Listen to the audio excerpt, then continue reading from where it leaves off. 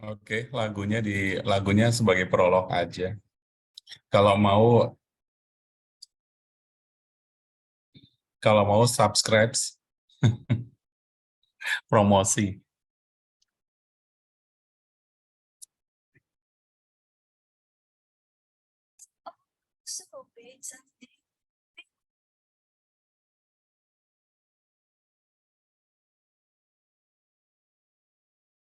Ya itu Pak Adel. Tadi dengerin lagu Imigrasi Pasti Nyata ya.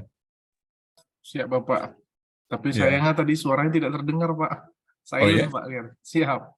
Dari Oh, video itu tadi Pak, dari video BCM tadi Pak, tidak terdengar. oh iya ya. Hanya Belum. nonton filmnya saja Pak, tanpa suara. Izin. Ya udah sambil nunggu teman-teman di ini sekali lagi apa? Eh, Imigrasi Pasti Nyatanya deh. Belum saya share sound tadi rupanya. Iseng aja deh.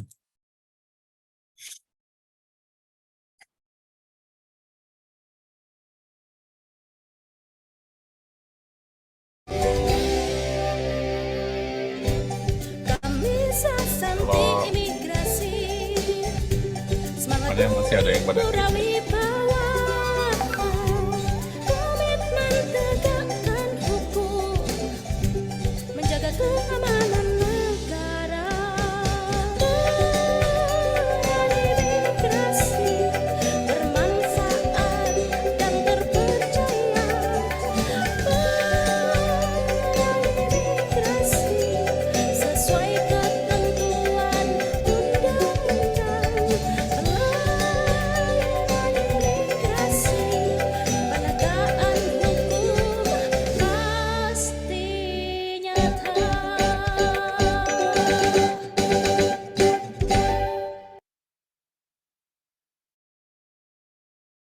Oke, Pak Adel. Iseng-iseng aja. Ya, tinggal di subscribe aja. Siap Pak. Like, comment, and share. Karena itu iseng-isengnya saya menulis lirik lagu itu. Oh siap. Karena masa lalu kita ada di dunia seni, biasa pentas dari panggung ke panggung, jadi pas lagi pengen nulis lah, jadi tulisan, jadi lagu itu. Iya, oke Pak Adel. Dan teman-teman, mungkin hari Sabtu adalah hari yang berat, tapi sebenarnya Pak Andi Agus Rianto masih masuk kerja ya. Siap, Pak Bapak. Alfian juga baru pulang, Pak Alfian pulang, Pak Angga pulang. Ya, untungnya kita hari-hari yang bekerja di jam kantor. Cuman saya kebetulan juga eh, sudah sedang lagi di luar juga. Jadi salam dari jauh, kota yang sangat jauh, mau Mere. Ke Medan sangat jauh, sama-sama M, satunya Medan, satunya mau Mere. Oke, Pak Adel. Gimana Pak Adel? Kita ini? Boleh Pak. Kepada Bang Andi, silakan Bang Andi sebagai moderator. Siap. Izin Pak, apa suara saya terdengar Pak? Izin. Siap, Bapak. Izin, apakah suara saya terdengar Pak? Ya. Izin. Siap Pak. Ya. Izin Pak, sesuai kesepakatan di grup kemarin bahwa hari ini kita akan mulai ceramah tentang keimigrasian border luar negeri dan Indonesia untuk sesi keduanya Pak. Karena sekarang sudah bertepatan pukul 4 sore, boleh kita mulai sekarang Pak. Izin Pak. Ya. Terima kasih Pak Andi, Pak Andi Agustianto dan teman-teman. Semoga tetap semangat, sehat dalam kerja dan dalam posisi saling belajar di sore hari ini dan seterusnya. Saya boleh minum dulu ya ternyata, mau batuk-batuk.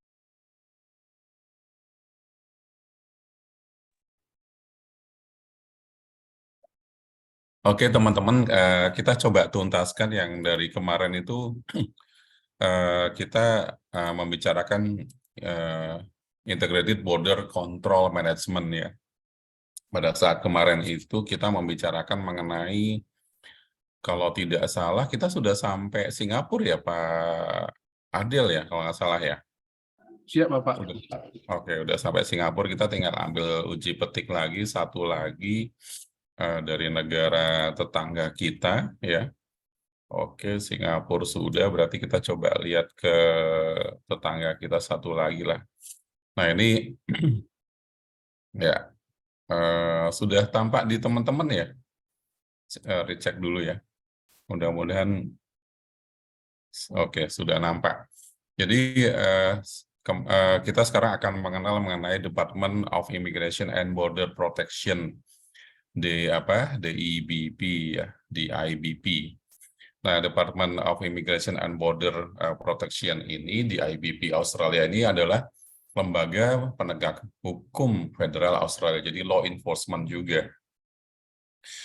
yang memiliki kewenangan dalam mengatur perlintasan orang dan barang masuk keluar wilayah Indonesia. Jadi kita sudah mengambil beberapa sampling mengenai integrated border control, atau kita bicara mengenai keimigrasian di perbatasan antar negara luar negeri. Beberapa sudah menggambarkan mengenai integrated border antara orang dan barang masuk ke luar wilayah Indonesia. Nah, progres untuk yang menangani keimigrasian di negara Australia ini berkembang hampir bisa dikatakan sangat dinamis. Saya pernah di sana sekitar tahun 2004. Itu mereka masih namanya DIMIA. Kemudian beberapa waktu kemudian berganti dengan DIA. Ya. Sekarang sudah berganti lagi menjadi DIBP. Ya. Ini dibentuk pada tanggal 1 Juli 2015 sebagai upaya pemerintah Australia untuk meningkatkan pemeriksaan di perbatasan darat, laut, udara. Nah, ini saya yakin ini ada kaitannya dengan masalah meningkatnya pelintasan masuk ya orang-orang ke negara Australia terkait dengan pengungsi dan pencari suaka. Ya, pada tahun 2004 waktu itu hampir semua pengungsi atau pencari suaka itu bisa diterima di negara Australia karena mereka adalah negara penandatangan dari konvensi pengungsi tahun protokol 1951. Ya. Nah, kemudian berkembang ketika saya ingat pada masa DIAK itu mereka sudah mulai tidak menerima semua pengungsi dan mereka tempatkan di daerah yang namanya Christmas Islands. Nah, lebih tegas lagi bahkan pada sekitar tahun 2015 seiring dengan pembentukan DIBP ini, mereka bahkan sudah bisa menyatakan stop untuk pengungsi. Itulah karenanya Indonesia pun akhirnya berefek bahwa tidak lagi menerima orang-orang yang setelah tiba di Indonesia, tiba-tiba mereka mengajukan permohonan status pengungsi. Pada tahun 2014-2015 itu ada fenomena baru di Indonesia. Mungkin rekan-rekan ada yang sudah bekerja di imigrasi, tapi ada yang belum. Fenomenanya adalah ketika orang-orang pemegang visa, ya orang asing pemegang visa ke Indonesia, mereka sudah masuk ke Indonesia dengan status visa yang sah dan berlaku, tetapi ketika itu mereka setelah di Indonesia, mereka mengajukan yang namanya permohonan status pengungsi dan pencari suaka. Dan itu banyak yang dikabulkan, sehingga mereka tinggallah di Indonesia sampai saat ini. Ya. Kita lanjutkan ke sini, jadi mereka ini kegiatan keimigrasian ini merupakan bagian daripada tugas Department of Immigration and Border Protection. Kalau sebelumnya ada DIMIA itu M-nya adalah multicultural. Ya. Kemudian DIAK itu C-nya itu adalah citizenships. Jadi ada imigrasi dan kewarganegaraan. Nah, kalau kemudian di tahun 2015 ini mereka fokus pada Department of Immigration and Border Protection. Ya. Pemerintah Australia ini juga membentuk yang namanya Australian Border Force. Ya. Jadi patroli terus jadi kapal-kapal yang dari Indonesia yang mencoba memasuki area di Australia. Ini kebetulan NTT adalah tempatnya menyeberang karena dari satu pulau yang namanya Pulau Rotendao ya. Pulau Rotendao ke Australia ini sangat dekat. Kemarin teman-teman mungkin sempat melihat atau sempat mencermati mengenai tentang Pulau Pulau Pasir ya, Pulau Pasir. Saya coba tayangkan Pulau Pasir di mana supaya teman-teman bisa melihat posisi peta NTT ya. Bentar, saya buka.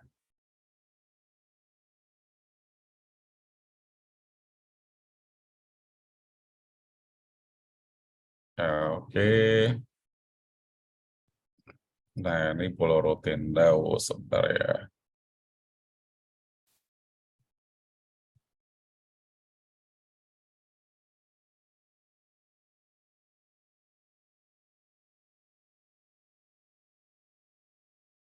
Oke, teman-teman, oke saya buka. Ya. Nah, saya share teman-teman.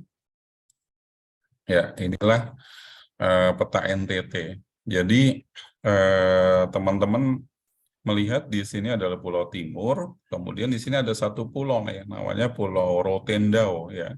Ini sudah langsung berhadapan, turun sedikit dia akan ketemu yang namanya Pulau Pasir ya, yang kemarin sempat cukup ramai beritanya, raja-raja pemuka NTT akan membawa kasus ini ke Mahkamah Internasional terkait dengan klaim Australia atas Pulau Pasir di sini.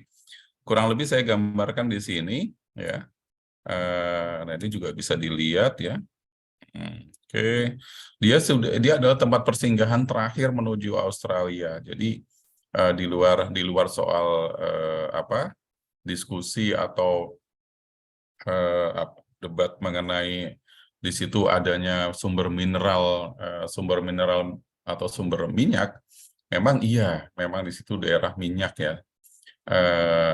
Itu adalah tempat secara geografis merupakan persinggahan terakhir dari Pulau Rotendao ke sana ya.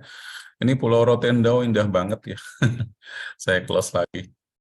Oke, kembali ke sini teman-teman sekalian. Ya, oke. Ya, kita share lagi. Ya. Ya, kita lanjut ke sini. Nah, ini teman-teman sekalian ya. Jadi selain ada Department of Immigration Border Protection, pemerintah Australia juga membentuk yang namanya Australian Border Force sampai sekarang ya. Lagi-lagi pendekatannya fungsinya adalah pemeriksaan immigration dan juga law enforcement di perbatasan, di border ya, teman-teman sekalian. Nah,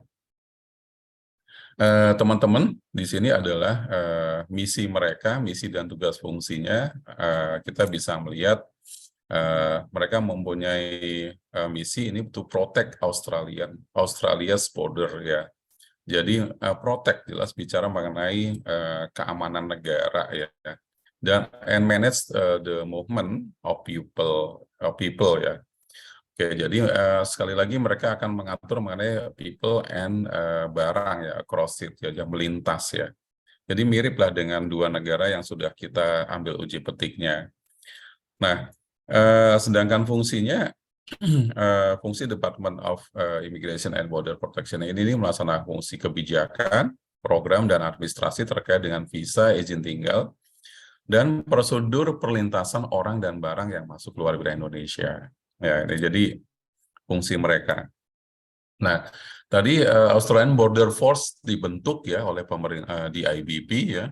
Ini kalau terkait ini adalah melaksanakan fungsi operasional. Jadi mereka punya kapal-kapal dan seterusnya, investigasi, penegakan hukum dan pemeriksaan pelintasan orang dan barang yang masuk dan keluar wilayah Indonesia. Jadi mereka punya patroli itu yang namanya IBF. Mungkin sekali-kali nanti kita bisa melihat patroli mereka seperti apa ya. Nah, kita lanjutkan lagi terkait dengan kewenangan dan uraian kerja mereka. Yang pertama, mereka punya kewenangan adalah memberikan fasilitas bagi pelintasan orang dan barang. Ya. Jadi mirip seperti tahun 2004 yang lalu ketika 18 tahun lalu, mereka itu sama. Jadi melakukan kegiatan pemeriksaan keimigrasian itu sekaligus melakukan kegiatan terkait dengan barang. Jadi ada yang harus dideklar. Ya. Jadi fasilitas bagi pelintasan orang dan barang inilah yang mereka berikan. Kemudian mereka juga berhak melakukan penyelidikan dan penegakan hukum ya, dalam penanganan pelanggaran keimigrasian. Jadi keimigrasian itu bukan semata pelanggaran administrasi, tapi juga mereka sudah menegaskan bahwa ini merupakan sebuah pelanggaran keamanan negara. Ya, kalau kemarin mohon maaf, misalnya disebutkan bahwa imigrasi hanya sudah bukan zamannya mengontrol dan mengatur, ya. Itu sah-sah saja, dan itu merupakan politik hukum kebijakan keimigrasian. Mungkin saat ini kita harus di pelayanan banyak di services, itu boleh aja. Nah, kita ubah bagaimana nanti melakukan kegiatan penyelidikannya, gitu ya. Itu yang harus menjadi bahan diskusi-diskusi kita. Kemudian ada detensi, pemulangan, dan pemrosesan di luar wilayah Australia. Jadi ini menarik nih, ada pemrosesan di luar luar wilayah Australia, karena mereka mempunyai tempat-tempat yang mereka tempatkan memang tidak ada di Australia. Jadi pola mereka adalah melakukan pencegahan di luar negara Australia. Nah, kalau Indonesia kan masih melakukan penanganan setelah tiba, belum berorientasi fully untuk melakukan pencegahan di luar negara Indonesia. Ya. Kita lanjutkan lagi. Nah, apa yang menjadi dukungan kesisteman untuk hal ini, ya? Mereka sangat bagus sekali membangun kesistemannya, ya. Ya, kita juga bagus sih, ya, sama gitu. Tadi ke waktu yang lalu kan ada rekan kita yang menyampaikan kita nggak kalah kok sebenarnya, cuman harus lebih terarah dan terprogram dengan baik. Nah, ini ada regional movement alert list, ya. Jadi mereka ada seperti ini, sistem pengawasan pelintasan orang yang masuk keluar dari Indonesia yang dikembangkan sebagai salah satu hasil kerjasama regional APEC. Ya, jadi ini hasil dikembangkan dengan berintegrasi dengan negara-negara lain. Ya. Kemudian ada Advanced, ya, Passenger Processing, ya, APP, sistem profiling orang. Nah, profiling orang, ya. Nah, dari sini kemudian memang ide kami waktu itu beberapa dengan analis Pak Agung Sampono, memang bagaimana sih kita sudah harus memperoleh orang dari sekian lama kita membangun SIMKIM ini, sejauh mana keberhasilan kita memprofiling orang, setiap orang asing yang masuk ke wilayah Indonesia, ya. Jadi sistem profiling di Australia ini orang yang masuk dan keluar dimulai sejak pemrosesan pengajuan aplikasi visa. Jadi sejak visa gitu, kemudian proses check-in di airline, ya, mereka punya namanya LO, license officer, dan pada saat kedatangan. Nah, mereka lanjutkan lagi, kemudian setelah datang itu, nah ini tugasnya Border Risk Identification System. Jadi melakukan identifikasi potensi resiko dari pergerakan orang tertentu yang masuk dan keluar wilayah Indonesia. Jadi mulai dari mengajukan visa, kemudian bergerak ke border, ya, tempat pemeriksaan migrasi, kemudian tinggal, nah ini berada, sampai kemudian meninggalkan wilayah Indonesia. Nah ini didukung oleh yang namanya CMAL, jadi Custom Movement Alert List, sistem pengawasan perlintasan barang yang masuk atau keluar wilayah Indonesia. Nah ini kebijakan pengelolaan perbatasannya, ya, dari aplikasi visa, check-in, ya, di airline, kedatangan, ya, di TPI, kemudian keberadaan. Nah ini profilingnya. Kalau nanti keluar, maka dibalik lagi, dia akan keluar lagi, ya, ke sini dan coba sampai meninggalkan wilayah Indonesia. Jadi jangkauannya panjang mereka. Ini yang perlu kita pelajari bersama dan menjadi bahan diskusi kita. Ya, kemudian mereka juga fokus pada penanggulangan terorisme. Ya, di sini mereka mempunyai yang namanya strategi, ya, dan tanggung jawab oleh pemerintah federal Australia untuk melakukan program-program anti terorisme di tingkat federal dan negara bagian. Jadi federal. Jadi ada National Counter Terrorism. Strategi ini bagian daripada tugas keimigrasian.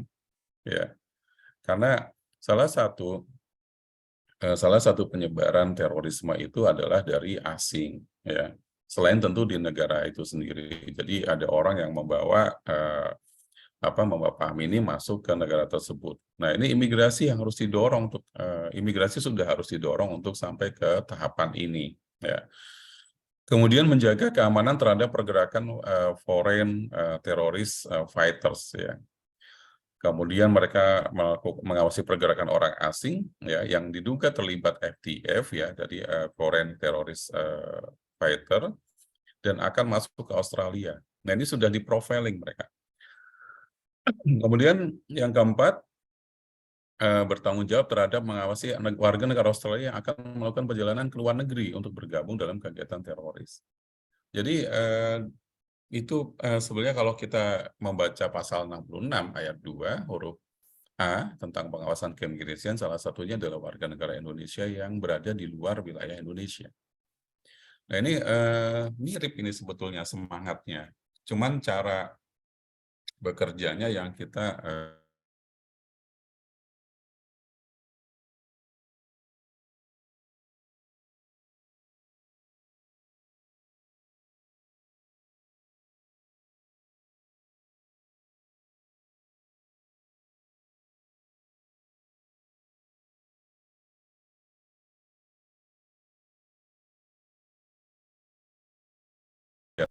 ada teroris yang membunuh beberapa orang itu di Australia beberapa tahun yang lalu. Nah, itu juga salah satu kebobolan negara Australia.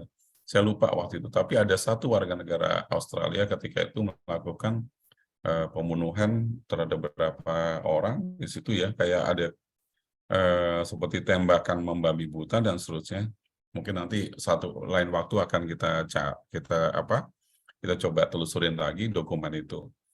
Nah, mereka juga membentuk yang namanya National Joint Counter Terrorism Boards, ya, untuk dukungan ini. Jadi peran-peran imigrasi kuat sekali di sini terkait dengan border, ya. Nah, ini ada stakeholder pendukungnya terkait dengan di IBP ini, ya. Ada antara lain ya Australian Crime Commission, ada Australian Federal Police. Jadi polis memang di luar daripada itu, tapi mereka punya yang namanya tadi itu di IBP itu ada yang namanya FORCE, ya, tadi. Kemudian ada Australian Maritime Safety Authority, ya, ada juga maritimnya, ada Security Intelligence-nya. Kemudian ada Transaction Report and Analysis, ya, Center. Jadi ada PPATK-nya mereka, ya. Kemudian ada Departemen Keamanan, ya, Pertahanan, maksudnya. Kemudian ada Perdagangan, ya, dan juga Attorney General Department, ya. Oke, kemudian kita melihat pergerakan selanjutnya adalah pembentukan adanya Department of Home Affairs, ya, Doha pada tanggal 18 Juli 2017. Ini adalah instansi pemerintah yang menjalankan fungsi penyusunan dan pelaksanakan kebijakan strategis nasional dalam hal transport security, federal law enforcement, criminal justice, ya, cyber security, border. Di sini border masuk nih. Kemudian immigration. Ada multicultural affairs, emergency management, and trade-related function, ya. Dan ini menggabungkan nih, mulai menggabungkan dari tadinya di IBP kemudian menjadi Department of Home Affairs, menggabungkan di IBP itu sendiri, kemudian ada fungsi national security dan emergency management and criminal justice, ya, dari Attorney General Department, kemudian ada menggabungan Department on Infrastructure and Regional Development, dan kemudian Social Services, ya, ya, dan Department dari the Prime Minister and Cabinet. Jadi ada counterterrorism yang terkoordinasi di sini dengan cyber security, ya. Ada restrukturisasi, bayangkan dari DIMIA, DIAK, di IBP, kemudian menjadi Doha, ya, cepat sekali mereka. Fungsi yang dijalankan dari Doha ini adalah individual and travelers. Ada national security, nah ini bicara lagi nih, multicultural, ya, affairs, ada citizen, ya, berarti di sini nih citizennya, ya. Ada bisnis, ada agents and trades, ya, criminal justice, emergency movement, Australian Border Force. Nah, ini muncul di sini. digabungkan di dalam Doha, ya. Transport Security dan Cyber Security, ya. Australian Border Force, ya. Jadi Immigration Border Force nanti, mudah-mudahan. Nah, sekarang bagaimana dengan border control Indonesia, ya? Jadi kita bicara realitas deh, realitas mengenai kondisi geografis Indonesia. Kita nggak bisa mengingkari bahwa kita punya 17.504 pulau, ya. Sekarang ditemukan pulau-pulau baru, ya. Beberapa tahun terakhir dulu saya masih sekolah, saya belajarnya masih 13.900 sekian pulau gitu. Nah, ternyata sekarang pulaunya makin banyak, ya. Berarti dulu mungkin belum masih manual mungkin. Sekarang menggunakan satelit, ya, bisa mengukur pulau-pulau mana. Bahkan saya juga ketika masih bertugas di Kepulauan Riau sering berinteraksi dengan teman-teman Badan Pertanahan Nasional atau Agraria, karena kebetulan banyak yang diselesaikan di sana. Kebetulan mereka cerita banyak pulau-pulau yang belum punya nama, bahkan sekarang mereka sedang menuntaskannya. Nah, saya salah satu yang meminta nama. Kalau susah nyari nama, kasih aja nama pulaunya Ismoyo aja gitu. Saya nitip satu nama gitu loh kan, daripada susah gitu. Untuk yang di Kepulauan Riau aja, mereka menemukan satu-satu pulau lagi gitu loh. Nah, itu menarik ya, ternyata jadi sekarang 17.504. Ya, area luas kita ya dari timur ke barat itu 5.120 km berdasarkan data dari dari TNI, ya, dan juga Kementerian Pertahanan. Nah, utara ke selatan itu 1.760 km. Jadi bayangkan kali berapa luasnya ini, ya. Nah, ini ada secara sekarang menggunakan koordinat, ya. Badan Nasional Pengelola Perbatasan ini sudah memetakan ini, sudah seperti ini, termasuk bersama-sama juga dengan TNI.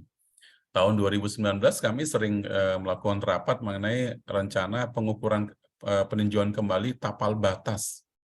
Tapal batas itu nanti sudah nggak lagi dalam bentuk fisik, teman-teman. Ya, nanti dipasangnya dalam bentuk koordinat.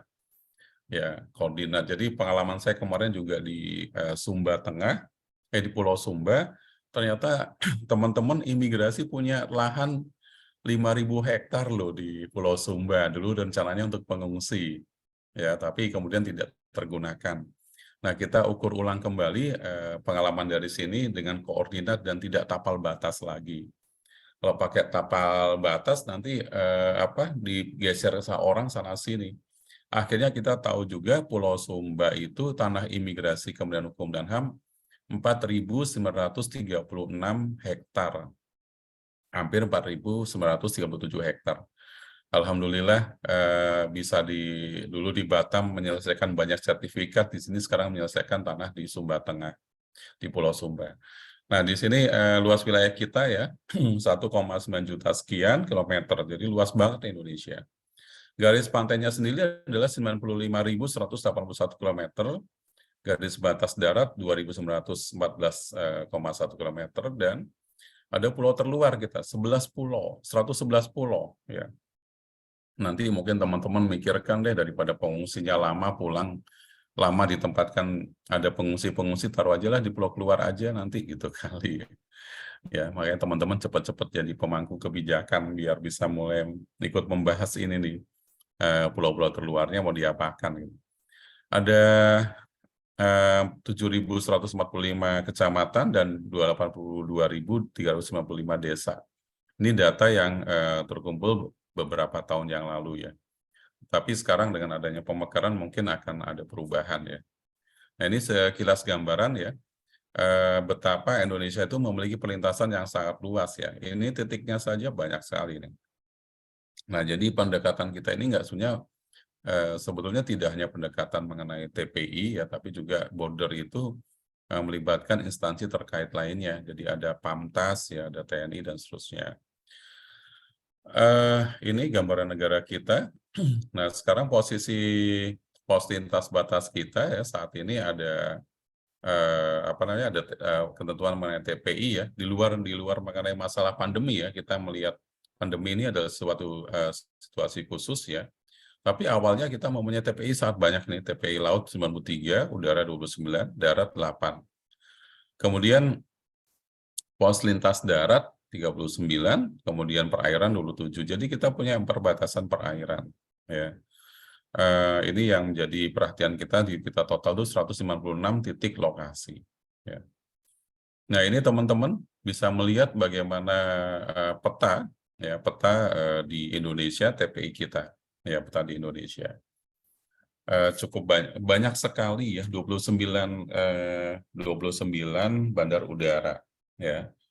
Ini kita bisa melihat lagi bagaimana untuk di pelabuhan lautnya. Nah, banyak ya, ada yang bisa hafal nggak? Kalau saya mungkin saya nggak bisa hafal ya kayak gini, saking banyaknya ya. Ini peta di kita, ya. Ini teman-teman tidak termasuk yang namanya pelabuhan-pelabuhan khusus, ya. Teman-teman sekali lagi tidak termasuk pelabuhan-pelabuhan khusus. Jadi pelabuhan khusus itu adalah pelabuhan yang dibentuk oleh industri tertentu atau oleh penyelenggara kawasan khusus ya, untuk kepentingan terkait dengan kebutuhan kawasan dan diberikan izin oleh Kementerian Perhubungan. Nah, ketika sudah diberikan izin oleh Kementerian Perhubungan, maka kapal itu boleh langsung ke pelabuhan khusus itu yang dibangun atau dibentuk oleh pengelola kawasan atau penyelenggara kawasan. Ya. Misalnya teman-teman mungkin sekarang sedang ramai mengenai di Sulawesi Tengah kan banyak pelabuhan ada nikel, ya, terus ada mineral lainnya. Mereka itu membentuk pelabuhan-pelabuhan khusus. Jadi bukan pelabuhan umum, mereka alat-alatnya itu datang, jadi langsung menuju mereka. Nah, setelah mereka membentuk izin dermaga itu oleh Kementerian Perhubungan, mereka kemudian meminta izin ke imigrasi untuk bisa mendatangkan atau langsung ke tempat tersebut ini. Nah, kalau syarat imigrasi akan membuka kan di pelabuhan khusus itu salah satunya harus ada CIQ. Nah, itu mereka penuhi semuanya, baru kemudian imigrasi mengeluarkan izin untuk pelabuhan khusus. Dan itu ada jangka waktunya, teman-teman. Jangka waktunya rata-rata 3 tahun sampai dengan 5 tahun. Ya, jadi di luar itu ya, di luar ini TPI ini loh. Ya, sebenarnya betapa kita harus mengantisipasi kerawanan, ini kerja keras kita bersama ya. Kemudian PLB ya, ada PLB. PLB di kita ini cukup banyak ya. Ada di wilayah Riau dan Kepri, ini PLB laut ya teman-teman ya. PLB laut. Kemudian nah ada yang dari Tanjung Uban kan. Enggak, kalau double singkep enggak ya, double singkep enggak termasuk. Dulu double singkep adalah dulu double singkep lebih sangat maju dulu dengan kalau nggak salah ada timah kalau Pak. nggak. Timah, Ya, Pak. ya. Tapi masa-masa itu sudah berlalu ya, jadi ingin kembali ke masa lalu sudah nggak bisa ya dulu. Dulu kelas 3, kelas 2, dan kelas 3 ramai sekali dulu. Ya. Kemudian ada 13 PLB di Kalbar, kemudian 7 PLB di Kaltara, ya. Kemudian ada PLB di wilayah Papua, dan juga PLB di NTT. Ya, di luar PLBN ya sekarang tentunya. PLBN itu kan TPI. Ya, ada TPI darat. Ini ada TPI darat nih di sini nih. TPI Mota Ain, Napan, Metamauk yang sekarang jadi, kemudian ada juga Mota Masin. Ya. Nah, kemudian apa yang menjadi diskusi kita nih setelah potensi ancaman dan kerawanan di perbatasan kita? Nah, ini kan gambarnya, lihat nih. Gambarnya orang-orang yang habis berenang, nih kira-kira di mana nih? Potensi kerawanannya yang pertama adalah pastinya pergerakan irregular migrants, perintasan ilegal. Ya, ada perintasan ilegal tuh macam-macam. Saya di Pulau Alor kemarin meninjau pos imigrasi di NTT, Pulau Alor, ternyata dari pulau itu ke Dili itu naik kapal bot itu hanya 1 jam 15 menit gitu loh. Ada pos imigrasinya tapi nggak pernah ada petugasnya gitu.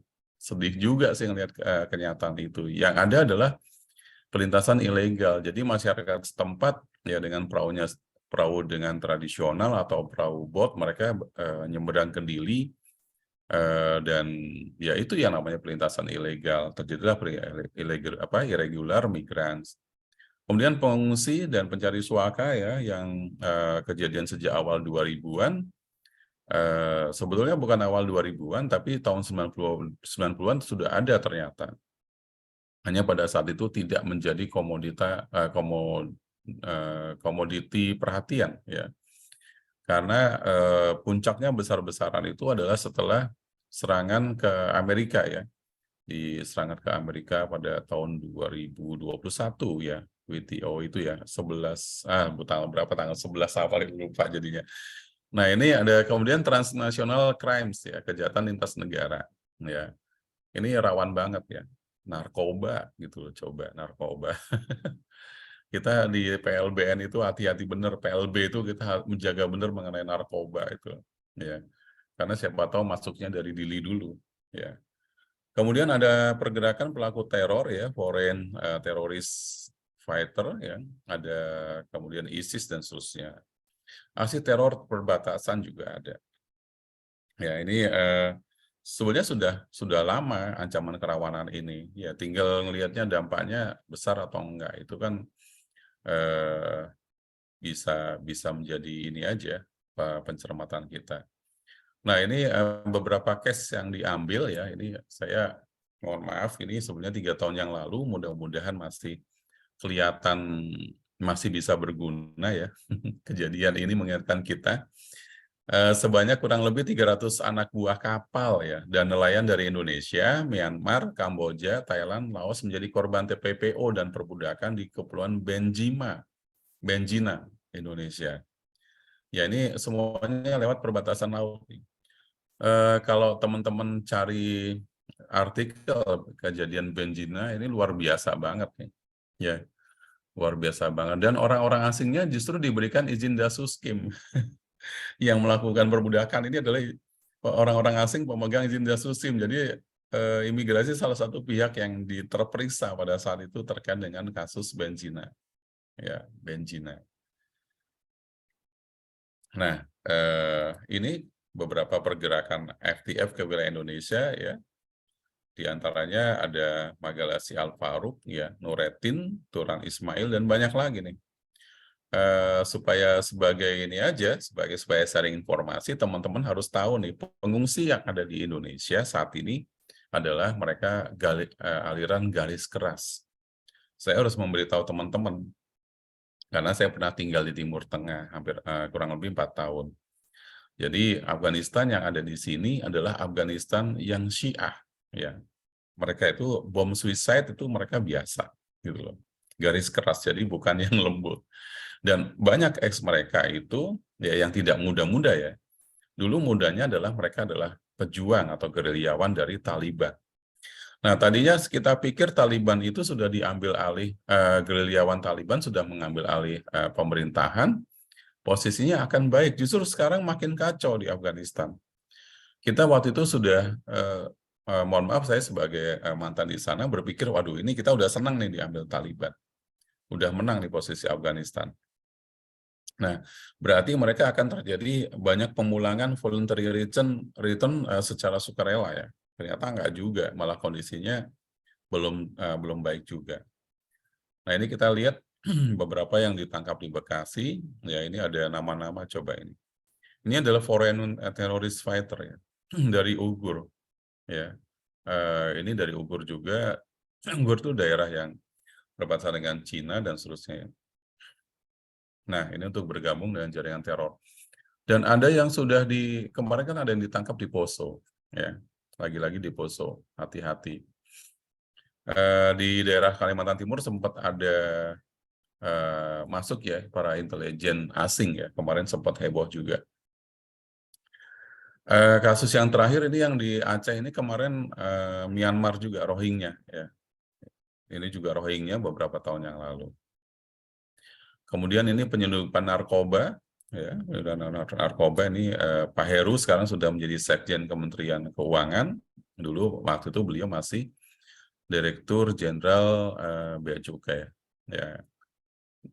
Nah, beberapa case yang ada di perbatasan sebenarnya sama kemarin juga terkait dengan narkoba. Kalau di Kepri beberapa waktu yang lalu 2021 aja ada penggagalan narkoba besar sekali. Ya. Nah, ini penyelundupan benih lobster ya. Ini digagalkan ya di Terminal 3 waktu itu Bapak Anang ya. Sekarang udah purna beliau. Nah, ini gambarannya. Oke. Kemudian apa yang sekarang menjadi lesson learn buat kita bersama ya, buat diskusi sama-sama buat teman-teman.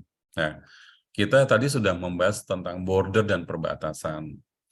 Kita akan melihat perbatasan sebagai satu kesatuan integral yang utuh antara perbatasan darat, perbatasan laut, dan perbatasan udara. Jadi kita imigrasi memang sudah benar fungsinya dari perbatasan. Ada pemeriksaan keimigrasian di darat, laut, dan udara. Tapi sebenarnya satu integral ini kita nggak bisa lepas bahwa kita punya instansi terkait lainnya, karena kita seperti TNI yang menguasai mengenai teritorial ya gitu. Kemudian yang kedua membahas tentang perlintasan orang di perbatasan. Maka memperhatikan juga perlintasan barang, ya, perlintasan modal uang yang merupakan bagian tak terpisahkan dari perlintasan orang itu sendiri.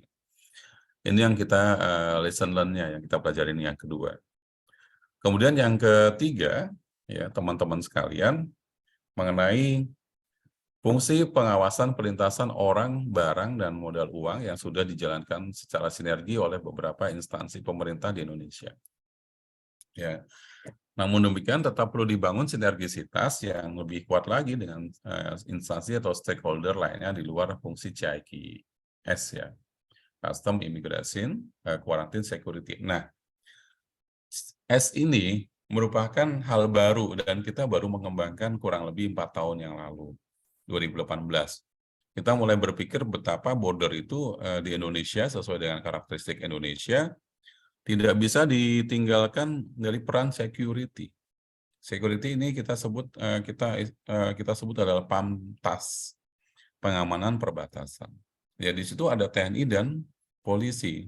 Ya, jadi sekarang berkembang untuk Integrated Border Control Management itu harus menambah satu lagi, bukan CIQ, tapi CIQS, ya, security satunya.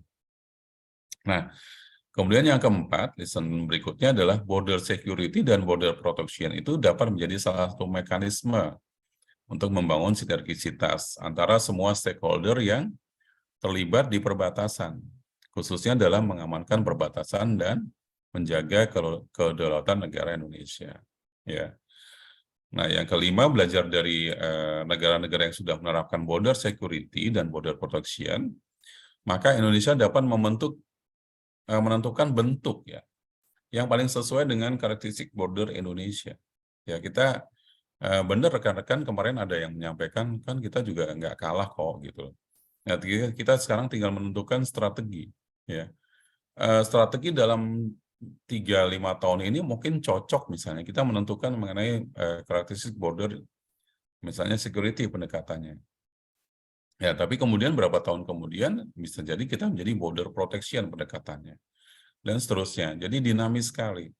Jadi seperti tadi listener hari ini adalah Australia yang dulunya dari DIMIA menjadi DIAK, kemudian menjadi DIBP dan kemudian terakhir Doha. Ya. Nanti jangan-jangan 2022 berubah lagi atau 2023 tahun depan berubah lagi. Sangat-sangat dinamis mengenai bicara border. Ya. Untuk teman-teman sekalian. Nah, inilah petanya kita, ya ada GLKS ya, bicara mengenai border. Ya. Nah, ini kita perlu mengembangkan dalam tusi pengawasan orang asing kita. Ya. Saya ingat pesan Pak Roni Sompi ketika itu, jadi harapannya sekarang bagaimana teman-teman, jadi saya ingat sekali. Border security dan border itu merupakan komponen penting yang melindungi masyarakat Indonesia untuk mewujudkan keamanan perbatasan dan menjaga tegaknya kedaulatan negara. Saya ingat pesan beliau ini. Jadi itu teman-teman sekalian, kita coba membuka diskusi, ya. Nanti setelah diskusi kita coba lihat beberapa cuplikan video-video negara sebelah dan nanti Indonesia di sini. Ya, silakan mungkin ada yang mau mengembangkan diskusi ini, ya, sebagai lesson learn, lah, sebagai pengayaan buat kita bersama. Saya serahkan tadi kepada siapa ya? Pak Andi Agus Rianto, siapa ya? Bu? Ini. Iya. Siapa Pak? Izin Oh Bapak. iya, sambil kerja ya Pak Andi ya. Siap Bapak. Pak Andi udah naik pangkat ini kayaknya nih. Siap Bapak. Iya, oke, makasih. Izin kepada rekan-rekan sekalian, jika ingin ada yang bertanya atau berdiskusi, dipersilakan. Tampilannya biasa aja.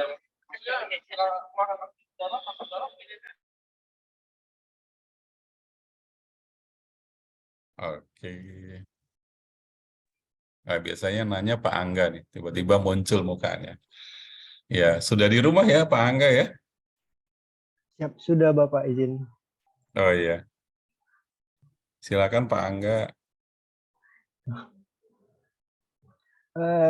Izin Pak Kadif, izin memberikan tanggapan. Terima kasih sebelumnya Pak atas materi Bapak dua pertemuan ini. Dengan materi ini jadi saya sedikit tahu juga tentang border di Amerika itu bagaimana dan di Australia itu bagaimana, walaupun saya juga belum pernah ke sana ya Pak. Dari materi ini saya melihat ya Pak, terkait border di US, Australia maupun di Singapura, mereka tuh sama-sama di bawah Department of Home Affairs. Ini kalau misalnya kita mengambil perbandingan Pak, ini kayaknya nggak apple to apple gitu Pak.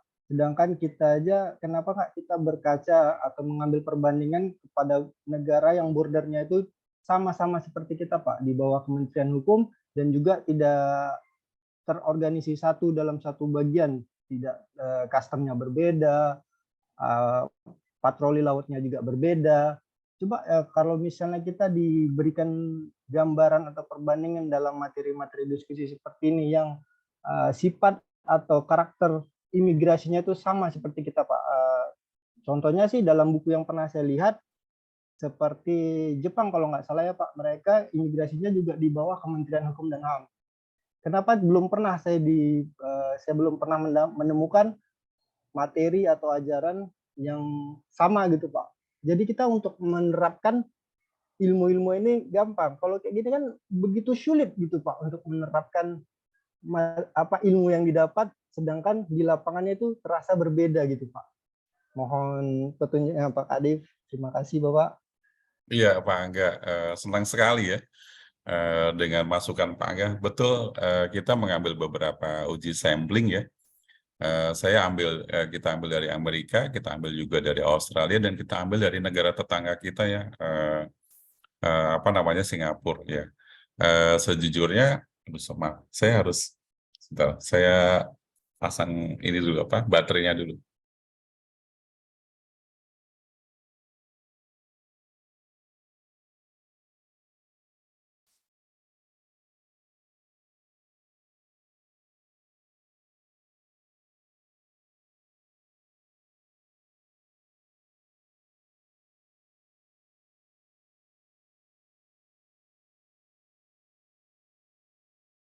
Ya, lanjut lagi ya Pak Angga.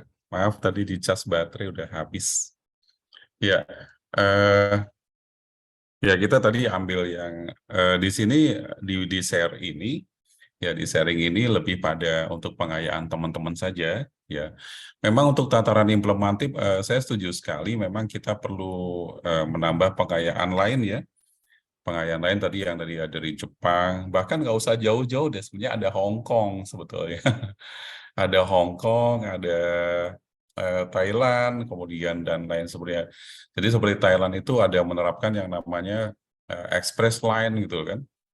Itu express line berbayar gitu. Ada pemeriksaan express line berbayar. Kalau di kita kan enggak ya, ditaruh counter khusus, ada sapir, ada apa gitu. Nah, Pak Angga masukannya sangat baik. Namun demikian, untuk sementara saya baru bisa menyajikan untuk 3 negara itu, ya, ke negara itu. Kemudian kemudian nanti tinggal teman-teman untuk melakukan untuk sebagai wawasan saja, ya, sebagai wawasan saja nanti terkait dengan Indonesia, terkait dengan negara Jepang, memang kalau kita akan tambah tadi ada Hong Kong, nanti waktunya akan banyak ya. Waktunya akan banyak karena saya diberi waktu sesuai pesan teman-teman. Ini apa namanya? Ada border, ada ini, ada ini. Ya udah kita coba aja sesuai dengan jadwal ya. Jadi nanti pengayanya kita coba sambil jalan aja. Kalau untuk Indonesia nanti habis ini kita akan lihat di Indonesia seperti apa ya. Itu mungkin tanggapan saya, Pak Angga. Saya pengen sekali sebenarnya menyajikan yang lain-lain yang dari Jepang, dari Hong Kong gitu. Tapi waktunya tentu harus kita range lebih ini lagi ya, lebih apa namanya, lebih lebih ada waktu yang lebih kesempatannya lebih panjang lagi gitu loh. Itu sementara Pak Angga, kebetulan saya sangat senang memperhatikan border ya, termasuk di Jepang dulu. Di Jepang itu sudah menggunakan stiker visa, stiker tanda tangan masuk yang kita pakai sekarang kan Pak Angga di Medan kan ya, stiker Bapak. visa itu tahun 2002 2003 udah pakai itu loh Pak Angga ya. Jadi salah satu lesson learn kita di Jepang tahun itu sudah pakai stiker. Pada saat itu masih ada yang namanya program Immigration on Board. Sejujurnya saya diuntungkan dalam generasi itu. Karena di 2002 sampai 2004 kurang lebih dapat bonus lah 12 kali ke Jepang untuk tugas on board ya. Sayangnya sekarang teman-teman nggak kebagian ya generasi itu. Saya melihat sudah ngintip-ngintip itu imigrasi Jepang kayak apa gitu kan. Kemudian dulu ada kesempatan penerbangan ke Sydney. Ya, dulu juga ada namanya immigration on board ke Sydney dan seterusnya. Kemudian ada juga kita itu ke Taipei, ya. Mudah-mudahan nanti kalau ada recovery lagi sudah normal, kemudian ada pengembangan teknologi informasi, kita bisa ada kesempatan yang namanya immigration on board ke negara-negara lagi tersebut, karena memang jumlah orang asingnya yang masuk ke kita banyak sekali. Itu Pak Angga sementara ya, saya minta maaf kalau belum bisa memuaskan perbandingannya ke negara Jepang dan seterusnya. Nanti kita akan coba deh atur waktunya, karena COP ini lebih pada sebuah pengayaan ya, bukan dikelat teknis, jadi saya hanya menambahkan wawasan-wawasan baru aja. Implementasinya diambil yang baik-baik aja, nanti dipersiapkan untuk negara kita. Jadi harapan saya Pak Angga, Pak Alfred, Pak Aditya, Pak Alfian, semuanya nanti segera menjadi para pemangku pengambil kebijakan. Ya nanti sudah masuk sekarang di lapangan, nanti jadi suatu waktu jadi pengambil kebijakan sudah pernah mendapatkan masukan-masukan seperti ini. Itu Pak Angga, sementara tanggapan saya. Ya Bapak, terima kasih. Pak, izin Iya. Pak, ini Pak boleh di-sharing. Kan dulu Bapak juga pernah di Jeddah tuh Pak. Boleh nggak iya. Pak cerita sedikit Pak tentang border di Jeddah? Karena kan sekarang ini udah mulai masuk musim umroh nih Pak. Kadang saya suka nanya sama jamaah, Bu, gimana sih imigrasi di sana? Panjang antriannya. Itulah katanya kan Pak. Cuman kalau menurut dari pandangan Bang Andi itu gimana sih Pak border di Jeddah Pak? Izin gue Pak. Tapi kita hanya ngobrol di sini ya. Cuman ini direkam. Karena ini direkam, jadi nggak enaknya gitu. Jadi Pak Adel, imigrasi Indonesia adalah salah satu imigrasi yang terbaik dan imigrasi tercepat. Saya hanya bisa ngomong itu ya. Imigrasi Indonesia adalah salah satu imigrasi yang terbaik dan tercepat. Teman-teman tuh nggak banyak nanya, teman-teman tuh lebih banyak hospitality ya. Ya, kalau di hospitality, kalau di sana jangan tanya soal hospitality, jangan tanya soal pelayanan cepat, jangan tanya soal pelayanan pejabat, jangan tanya soal pelayanan VIP. Jadi itu tidak ada di sana. Apa namanya? Mereka tidak ada yang namanya apa namanya mengedepankan pelayanan, enggak. Soalnya negara itu ya, mohon maaf Pak Angga dan teman-teman ya, negara itu tanpa harus mengundang orang pasti didatangin orang sedunia, ya pasti didatangin orang. Jadi karena di situ ada umroh, ada haji, umroh kan sepanjang tahun ya. Jadi mau pelayanan jelek, soalnya pelayanan jelek, mau pelayanannya nggak baik, mau pelayanan haji nggak kurang baik, tetap didatangi oleh negara-negara dunia. Dan saya sangat, kalau dari satu sebagai warga negara Indonesia, saya sangat bangga. Teman-teman itu melakukan pelayanan yang jauh lebih maju, lebih cepat ya. Lebih cepat walaupun mungkin belum sampai profiling, belum sampai apa gitu ya. Nah, saya coba mengambil artikel pengambilan biometrik tahun 2018 ya. Saya coba close dulu. Ini ya, sebentar.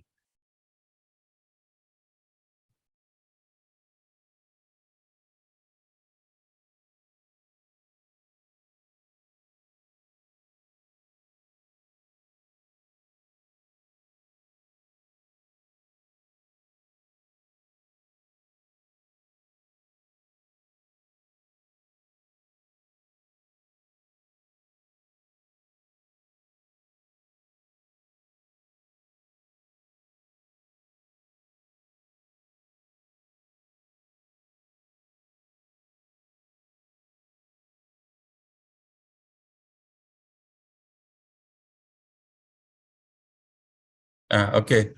Teman-teman, karena saya merasakan betul ya jemaah haji di apa namanya di Indonesia yang begitu antrian panjang, satu kloter saja itu bisa 7 jam, satu kloter Pak Angga bisa 7 jam.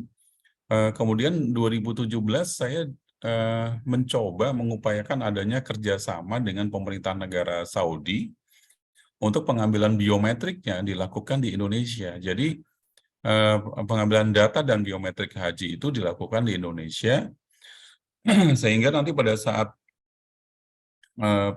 nanti ke Saudi, mereka nanti sudah tidak panjang, jadi hanya tinggal peneraan cap kedatangan. Nah, ide itu teman-teman ada yang sudah mengenal Bapak Asep Kurnia nggak? Ya Pak, Pak Kepala BPSDM Pak.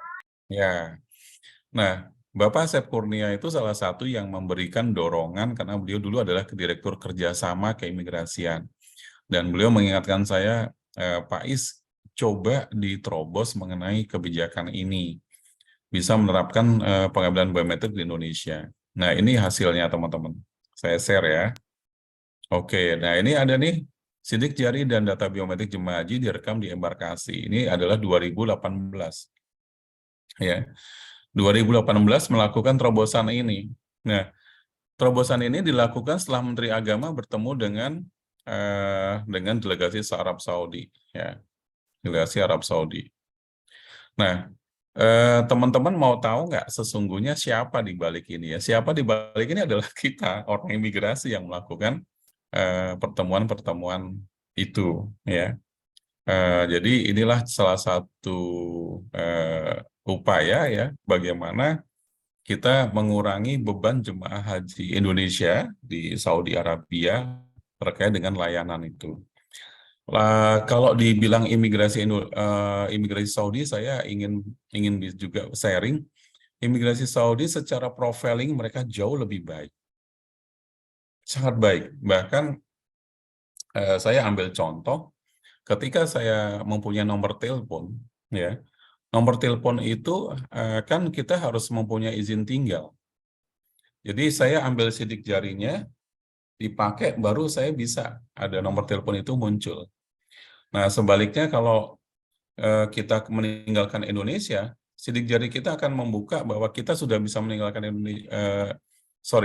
Kita akan meninggalkan Saudi, bahwa kita sidik jari kita akan dibuka, membuka bahwa kita akan akan bisa meninggalkan Saudi apa enggak jika izin tinggalnya berakhir, itu tidak hanya dari data izin tinggal, tapi apakah kita punya hutang, ya, punya hutang yang belum bayar, bahkan telepon pun belum dilunasi, hutang pembayaran pajak, ya, ada pajak kendaraan atau pajak rumah dan seterusnya, itu mereka terintegrasi.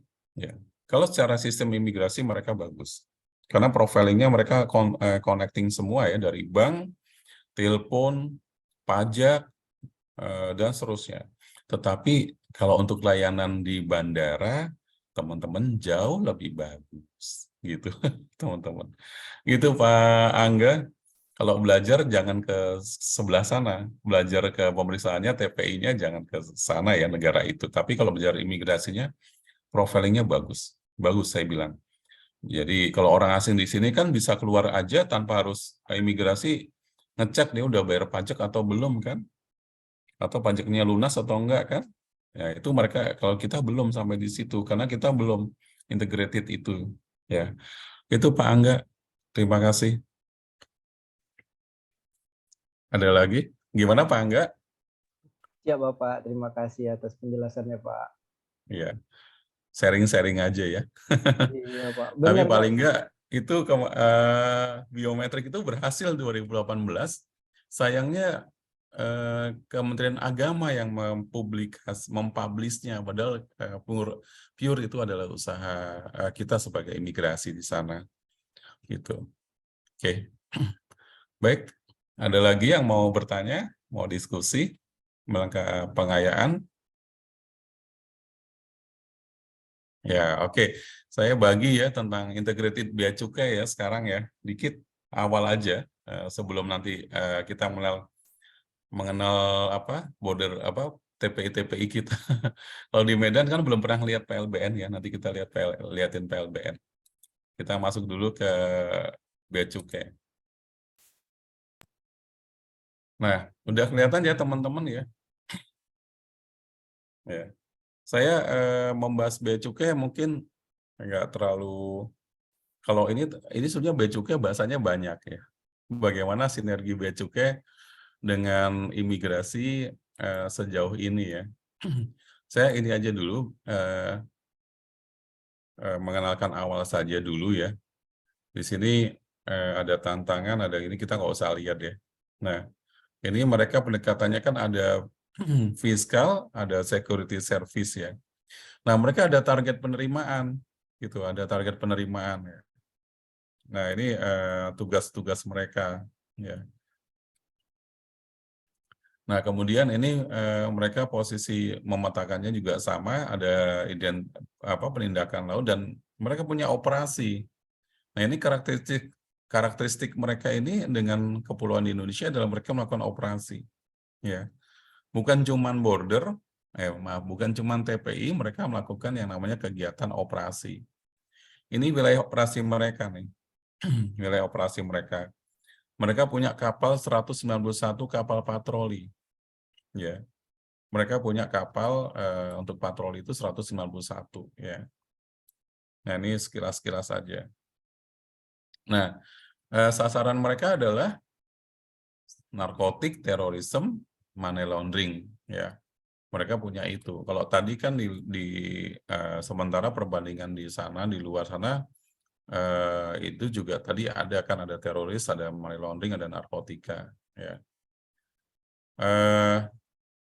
Kemudian kerawanan penyelundupan di perbatasan mereka juga petakan itu kan. Karena mereka kaitannya penyelundupan itu dengan pemasukan negara ya. Kalau kita imigrasikan dengan keamanan sebetulnya.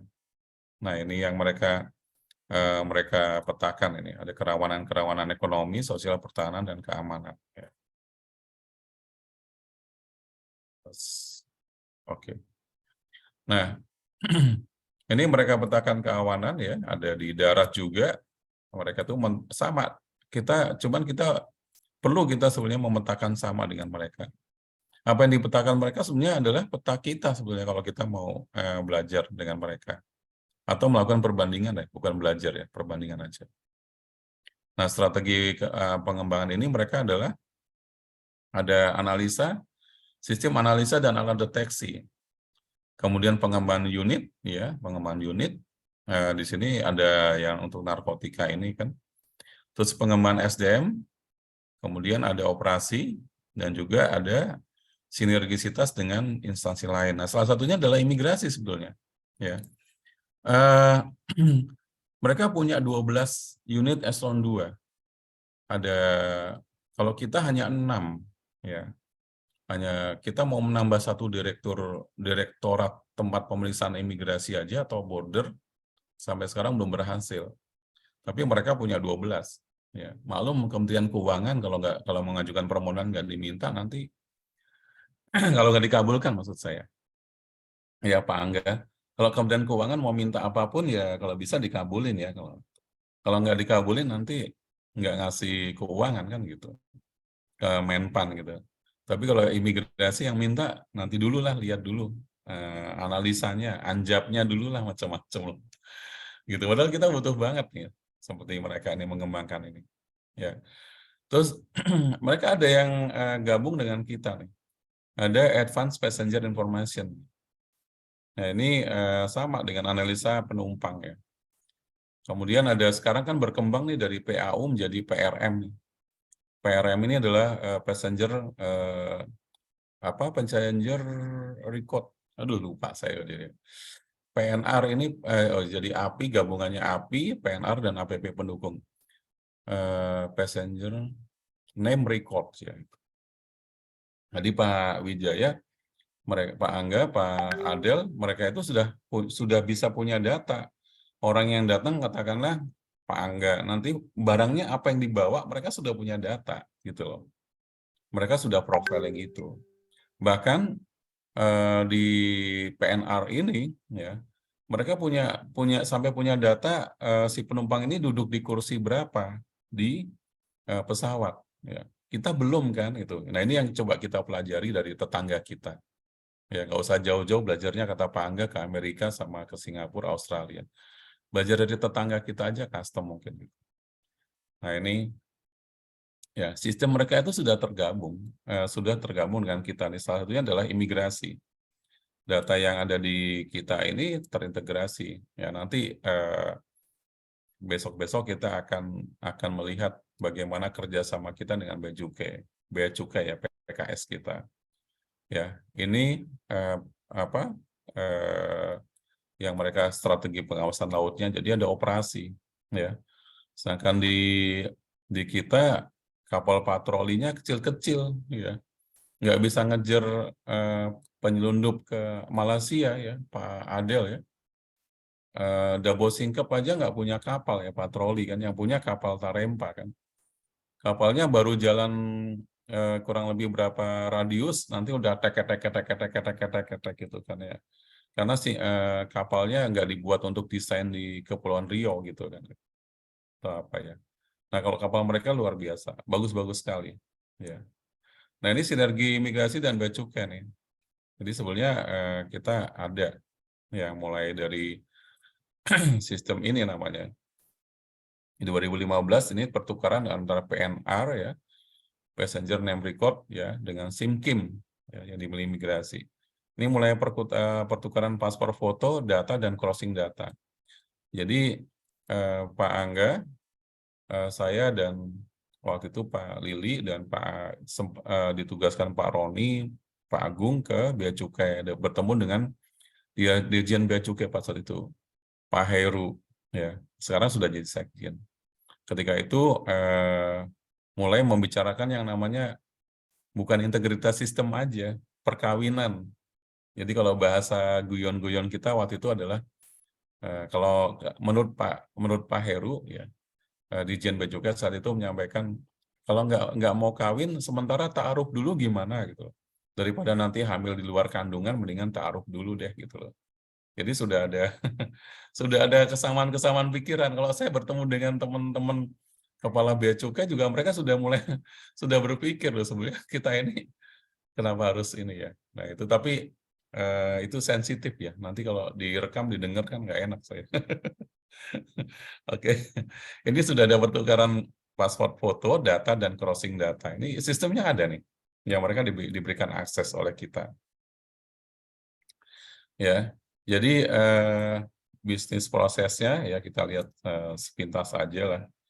Jadi Bea Cukai ini bekerja sama pertukaran data ya dan pelintas ke depan dengan border management system ini. Bahkan sudah passenger risk management tadi, dari PSR sampai akhirnya ke dari PSR kemudian akhirnya ke PN passenger name record tadi. Nah ini dalam apa ya kerja sama yang dikembangkan ya. Nah beberapa isu yang sampai sekarang apa namanya tentang terkait dengan ya border ya. Ini mereka sudah ada pertukaran di Bea Cukai itu sampai dengan maskapai ya. Maskapai rute internasional dan ke Indonesia ya. Ini yang lagi coba terus kemudian penerbitan kartu identitas lintas batas KLB di perbatasan darat ya. Kalau Indonesia menerbitkan PLB ya. Kalau mereka kawasannya adalah kepabean, kalau kita menetapkan TPI. Nah, ini yang mungkin harus kita selaraskan ya. Nah, ini beberapa contoh kasus temuan Bea Cukai ini ya. Temuan Bea Cukai ini juga akhirnya berkaitan dengan imigrasi ya. Kalau masa lalu sayangnya saya nggak mendapatkan dokumennya. Teman-teman pernah dengar yang namanya the nine aus ya. Sebentar nanti saya cari artikelnya. Jadi ada 9 warga negara Australia pelaku narkotika di Bali itu yang menangkap adalah imigrasi di Bali waktu itu. Karena imigrasi bagian daripada Satgas waktu itu namanya Satgas Narkotika di bandara. Nah, kebetulan Kepala Kantor Imigrasi Atambua yang di sini adalah salah satu yang menangkap itu, karena kita memang pasang mereka untuk dilepas sampai di bandara. Nah, di bandara itu kemudian mereka pada saat cek paspor itulah kita ambil.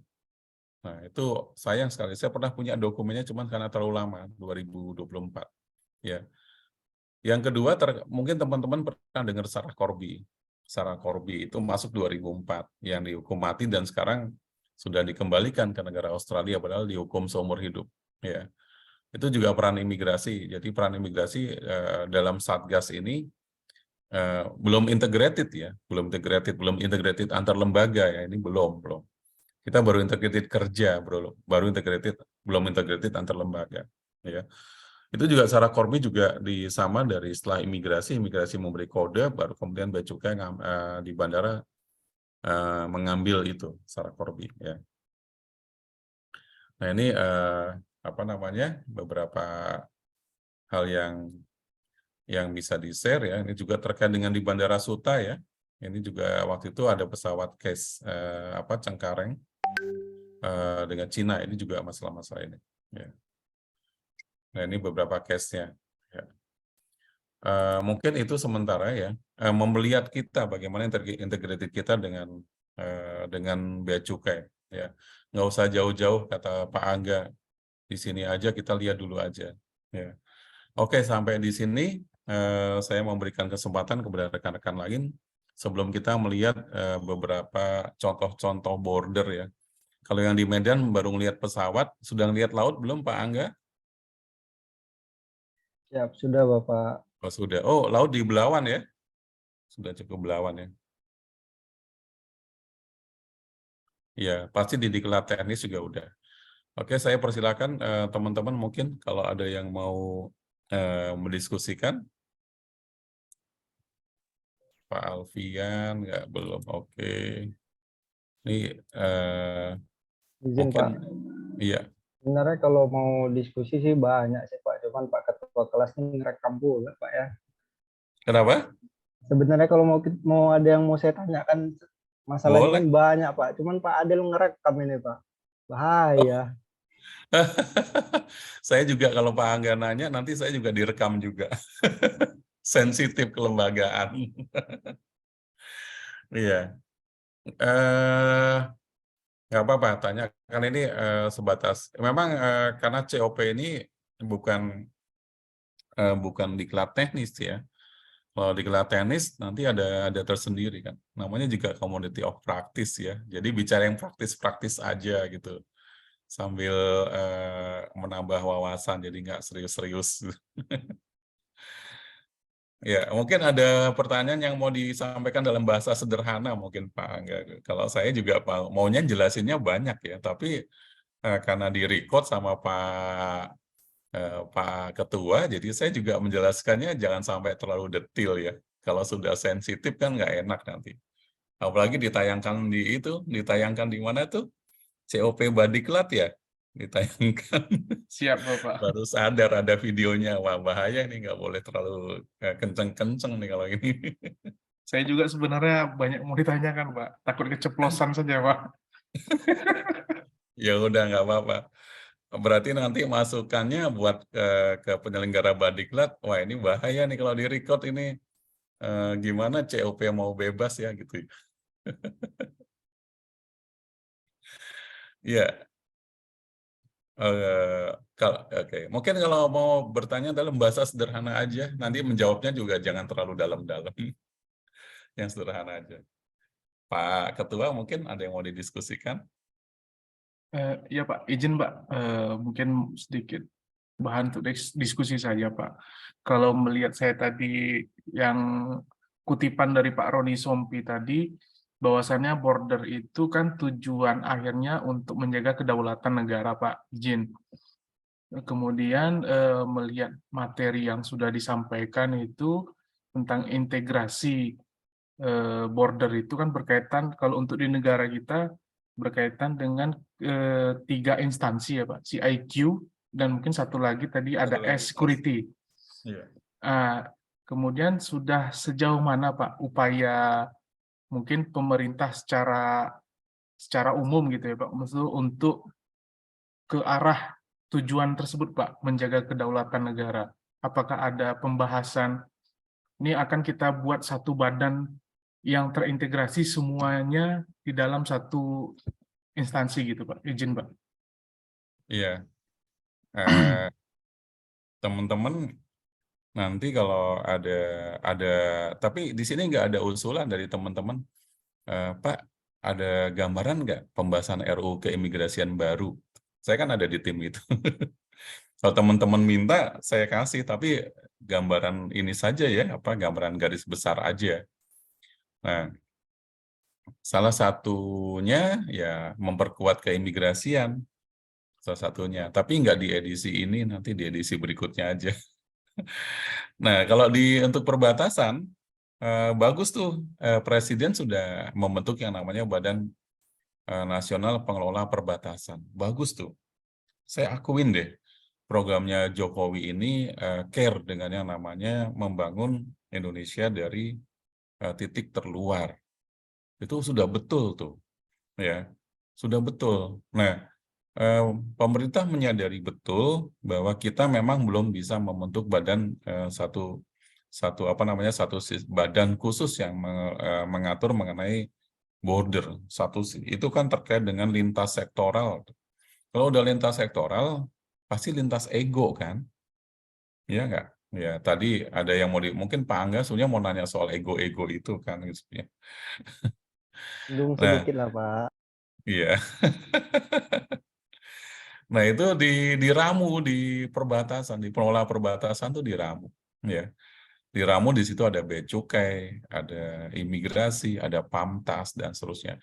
Tapi ini kan baru perbatasan darat itu di BNPB, tapi belum dengan di udara, juga di laut kan, dan juga yang tempat lainnya gitu. Nah, kemudian itu sudah bagus. BNPB sudah membuat rencana induk namanya pengelola perbatasan. Dan apa yang disusun, kita juga waktu itu memberi masukan banyak sekali mengenai rencana induk pengelola perbatasan. Makanya 2019 inilah lahir yang namanya analisa untuk Integrated Border Control Management. Dimulailah dari perbatasan darat dulu, kita mulai itu. Ya. Jadi pemerintah sebenarnya sudah mulai menyadari, ya. Nah, sekarang challenge itu bagaimana kita sendiri sebetulnya. Kita ini kan ada Direktorat TI, ya, dan undang-undangnya sudah kuat sebetulnya. Pengelolaan, pelaksanaan fungsi keimigrasian dilaksanakan di dalam dan di luar negeri, dilaksanakan dengan sistem informasi manajemen keimigrasian. Nah, sekarang kita bagaimana SIM-KIM kuat kita tuh biar bisa kuat ya. Jangan sampai baru ngomongin aplikasi baru kemudian langsung lelet kan gitu. Nanti jangan ngomong merek ya, karena direkam tadi kan Bapak Ketua gitu. Mereknya apa tuh aplikasinya gitu. Ya.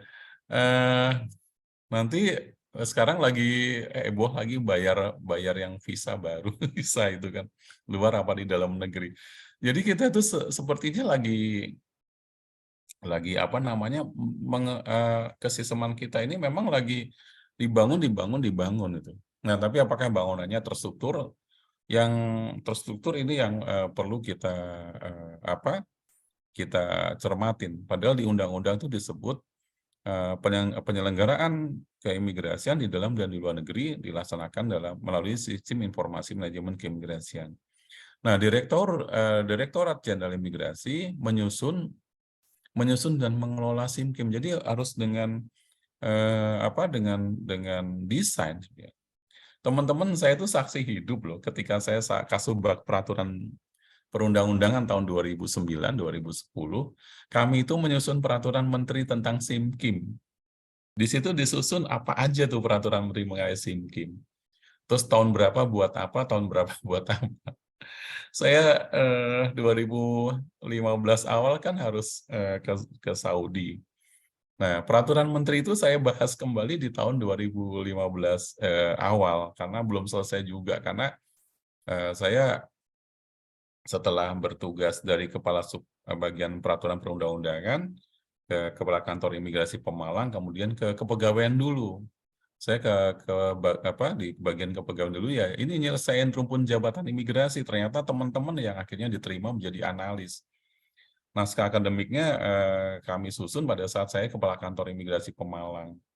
Karena di kepegawaian setelah selesai beberapa program kepegawaian seperti teman-teman ini, analis keimigrasian, baru kemudian ke bagian program dan perencanaan kembali, nah baru menyentuh kesisteman SIM-KIM. Tapi keburu belum selesai udah harus tugas ke Saudi. Jadi sistem kita, nah itu seperti ini PR kita ya di situ. Kemudian kita juga jadi PR penyusunan pengelolaan SIM-KIM-nya belum tuntas. Ya. Dulu konsepnya teman-teman inilah yang harus waktu itu analis itulah yang akan menjadi para analis ini sebenarnya profiling ini. Tapi butir kegiatannya 2018 kan diubah nomor 47, saya nggak tahu gitu. Posisinya ya namanya kan saya nggak harus kemudian berurusan dengan semua kebijakan terus meneruskan. Kalau lagi pas mengurusi kebijakan nggak apa-apa sih, tapi kalau lagi nggak mengurusi kebijakan kan nggak bisa juga kan. Posisinya masih di Saudi waktu itu. Saya pulang-pulang udah melihat Permenpan 47-48 ya. Jadi butir kegiatannya udah beda itu. Jadi itu ya, sebetulnya kita tuh sudah mulai mengarah ya. Lebih bagus lagi kalau kita memperkuat diri sendiri untuk kemudian memperkuat dengan instansi yang terkait yang tadi sudah disatukan ya.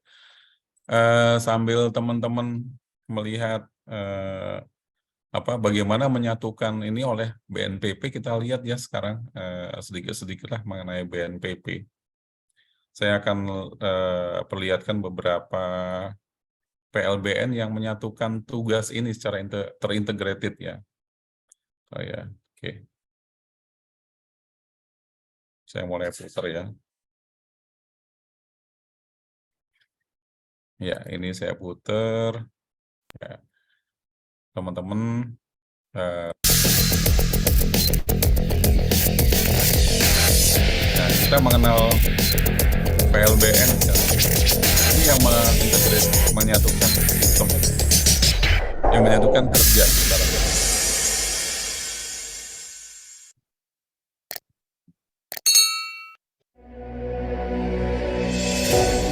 Selamat datang di Pos Lintas Batas Negara Terpadu atau PLBN Mota Ain, satu dari 18 PLBN yang terletak di kawasan perbatasan darat di Indonesia.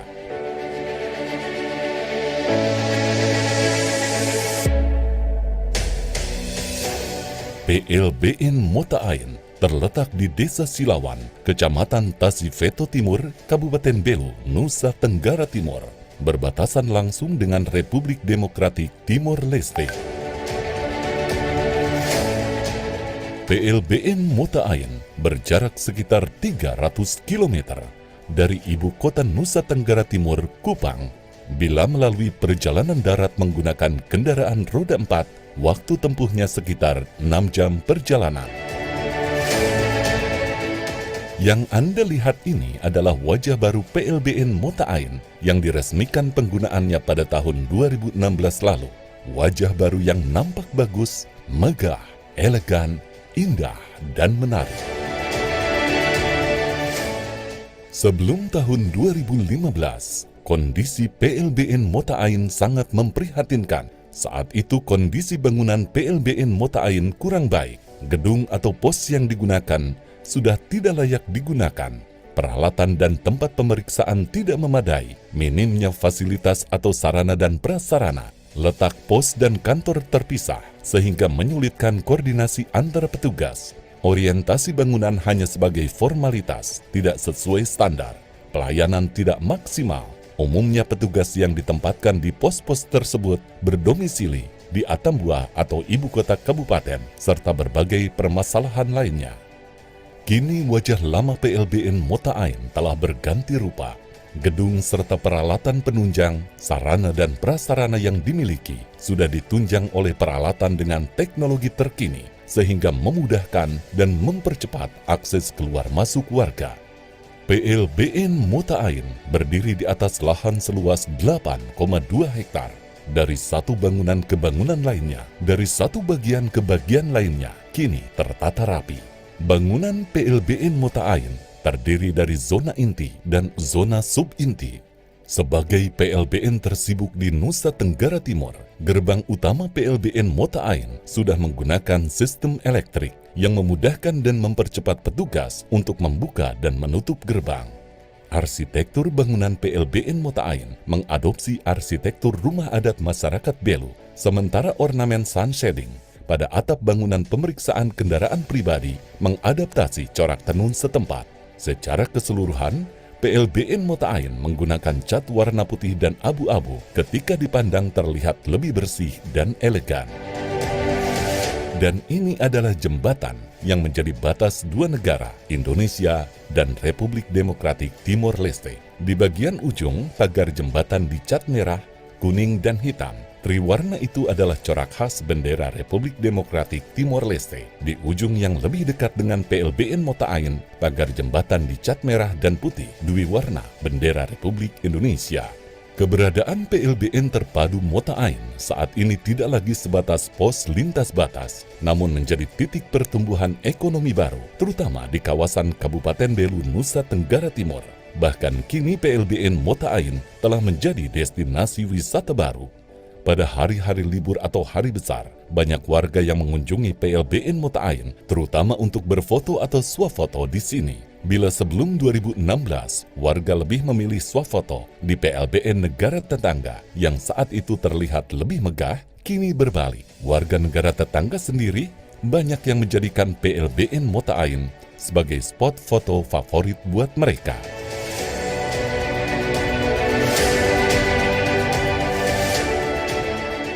Sebagai halaman depan, beranda negara, pos lintas batas negara sudah selayaknya tampil cantik dan indah seperti PLBN Mota Ain ini.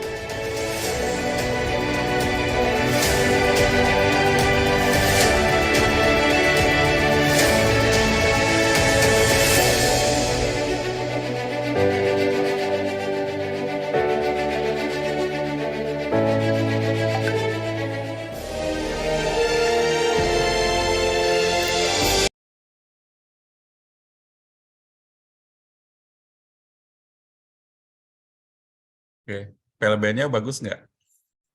Bagus ya. Ya, kita sekarang lihat kegiatan pemeriksaan ya di PLBN Mota Ain sebenarnya kan.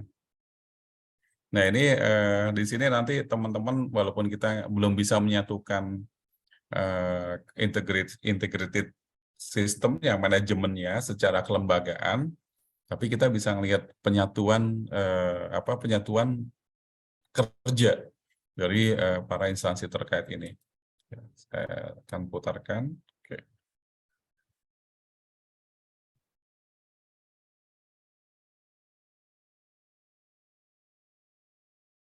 Ya. Mendengar suaranya ya, teman-teman ya. Oke.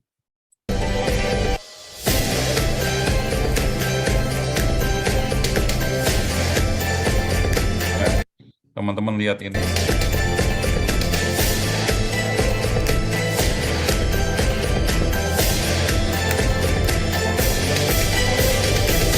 Kami pasti. Ya, ini saya ulangi sedikit lagi. Setelah habis paspor ini, mereka langsung berhadapan dengan bea cukai. Jadi nggak jauh jaraknya, udah langsung dengan integriti dengan bea cukai. Mulai dari kesehatan, kemudian imigrasi itu menjadi satu. Saya coba perlihatkan lagi yang lain coba.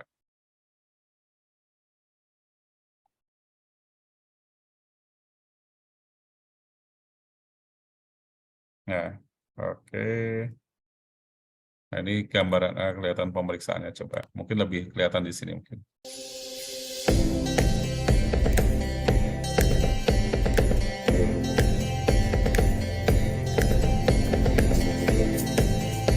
Nah, ini teman-teman bisa lihat dari sini. Pantas security tadi, CIQS itu. Nah, dari sini, security. Setelah security mereka ke kesehatan di situ. Imigrasi. Habis imigrasi ke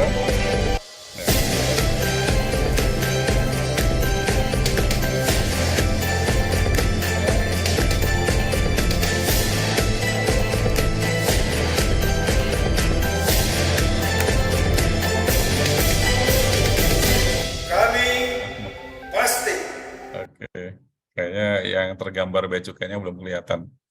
Oke, itu gambaran Pak Adel bagaimana bisa menyatukan nggak sudah mulai ke arah sana BNPB.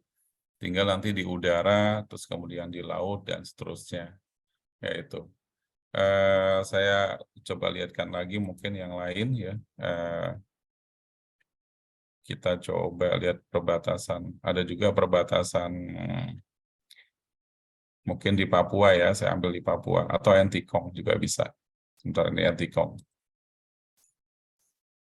Ya. Kalau lihat sepintas ini, bayangkan di NTT sekarang punya PLBN 4 dan tahun depan 5, tambah satu lagi direncanakan ada Maritime, jadi akan ada 6 PLBN di NTT. Mungkin yang paling banyak di Indonesia. Nah ini. Ya. Ini yang di ya,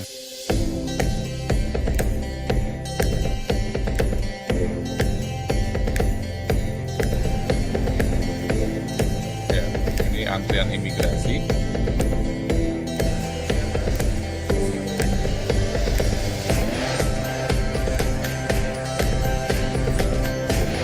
Ya, ini bukunya adalah warna merah, fasilitas batas.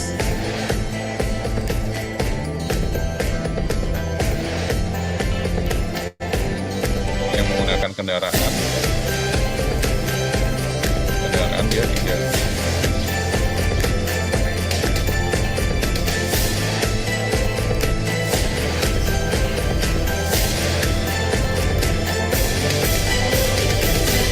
Kami pasti. Ya, sayangnya semuanya masih kami pasti ya. Menggambarkannya belum secara utuh. Ada yang secara utuh kita lihat coba di perbatasan di SKO ya. Atau di Suta.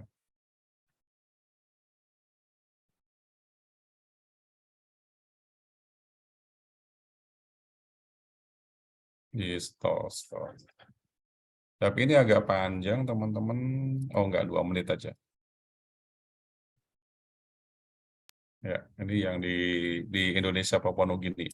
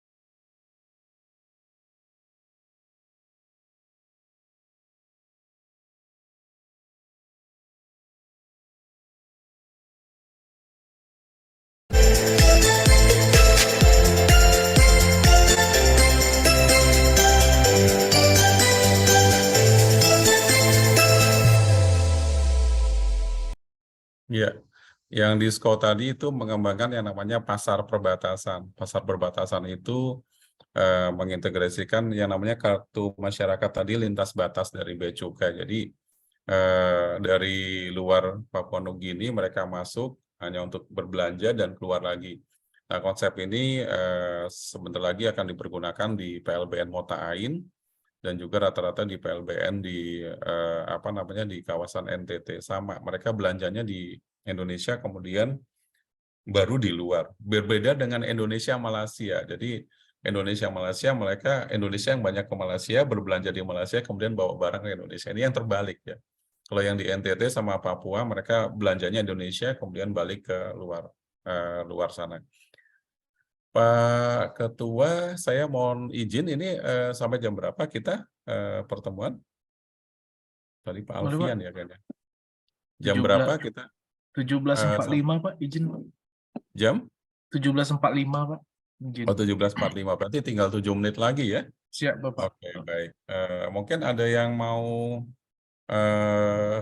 ngobrol-ngobrol lagi dengan ini. Kita sudah mulai masuk di di perbatasan border kita ya. Tapi bordernya yang darat ya. Border darat. Baik, ada yang mau coba kita diskusi. Pak Mat Reja sudah bergabung, kayaknya sudah ganti baju dan sudah lebih ceria, lebih siap, sudah mandi ya. Beda dengan saya yang terus terang belum mandi. Masih habis dari perjalanan langsung turun dan exciting buat saya tadi menyetir mobil dari Larantuka ke Maumere. Sangat indah sekali memang. NTT sangat indah sekali. Nggak salah kalau namanya New Tourism Territorial gitu loh. Ya. Oke, bukan promosi ya. Kalau ini direkam nggak apa-apa lah promosi.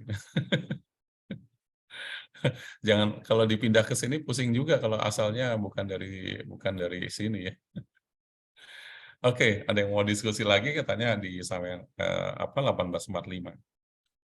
Silakan.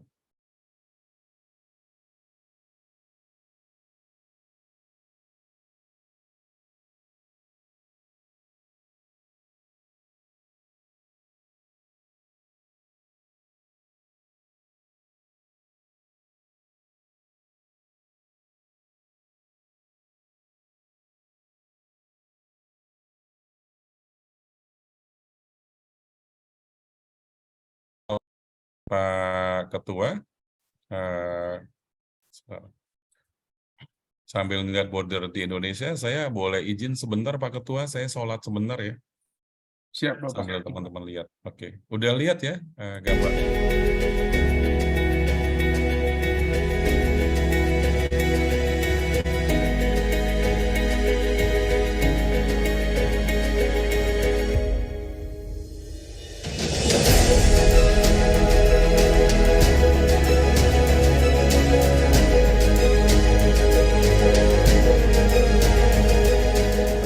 Kawasan perbatasan adalah beranda depan Indonesia yang mewakili wajah bangsa yang harus terus kita bangun agar bisa menjadi representasi kemajuan Indonesia yang membanggakan seluruh warga kita.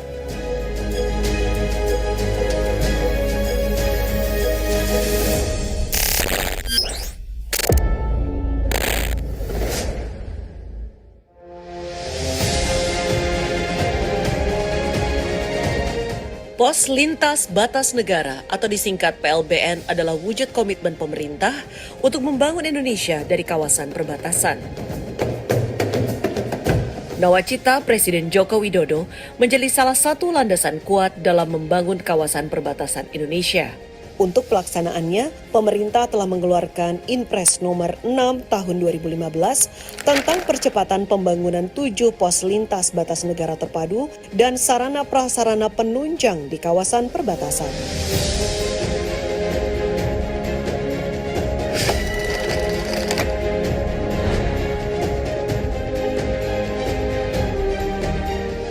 Tahun kemudian, pemerintah melakukan percepatan pembangunan di 11 PLBN lainnya melalui Inpres nomor 1 tahun 2019.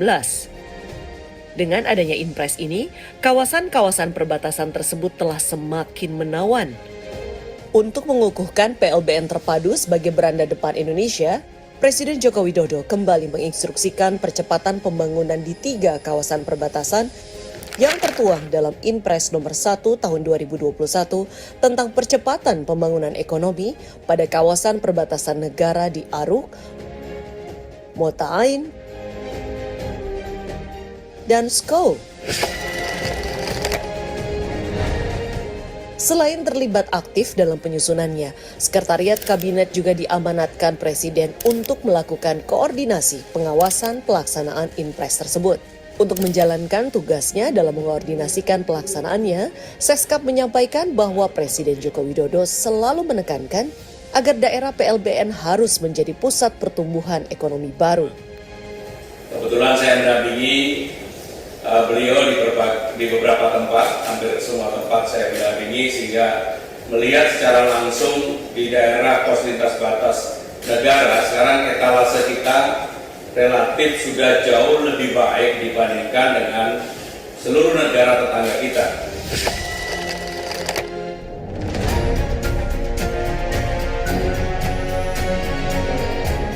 PLBN terpadu pada dasarnya adalah tempat pemeriksaan sekaligus pelayanan masuk keluar orang dan barang menggunakan paspor atau pas lintas batas.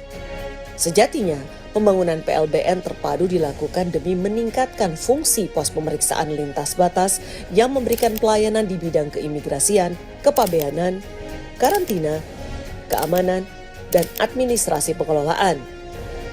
PLBN terpadu menjadi sistem utama dalam melayani masyarakat perbatasan, khususnya yang berhubungan dengan lintas batas. Pembangunan PLBN yang juga memiliki fungsi pertahanan keamanan tak lepas dari nilai manfaatnya, yaitu untuk kesejahteraan masyarakat. Contohnya adalah PLBN Mota Ain di Kabupaten Belu, Nusa Tenggara Timur, yang merupakan pintu perbatasan antara Republik Indonesia dengan Republik Demokratik Timor Leste, kini telah menjelma menjadi pusat kegiatan ekonomi sesuai dengan tujuan awal pembangunannya. Pembangunan PLBN Motain dimaksudkan untuk mengakselerasi pertumbuhan ekonomi kawasan perbatasan guna membangun Indonesia dari pinggiran serta mendorong layanan sejumlah infrastruktur di kawasan tersebut. Di sini kami mengkoordinasikan dan memfasilitasi pihak-pihak dari bea cukai, imigrasi, karantina untuk pelayanan terhadap perlintasan orang dan barang yang melalui PLBN Motain. Sejak berdirinya PLBN sejak 2016 ini sangat membawa dampak positif bagi ekspor dan impor kami di sini. PLBN Motain yang gagah menjulang ini memiliki luas lahan 8,03 hektar. Dari kejauhan, langsung terlihat jelas atap pintu gerbang dan bangunan utama yang seperti bentuk rumah adat Mbaru Niang berwarna abu-abu.